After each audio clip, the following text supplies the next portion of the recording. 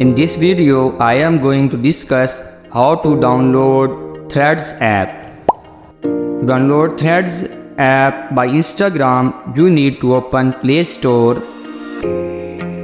Now type Threads for Instagram. You can get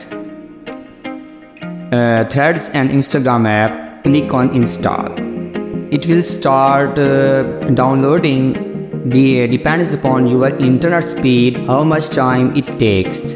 When you get it downloaded, it will start installation. When it will be installed, you can open it. In my scenario, it is automatically opened. For an account, you need to use the login of your Instagram. There is no other option. I am able to create an account, so you need to have an account on Instagram to use this application. You can choose between save or not save for future use your login info, and you can get allow Threads to send the notification or not, depends on your device. You can import Instagram profile directly and you create an account, and you have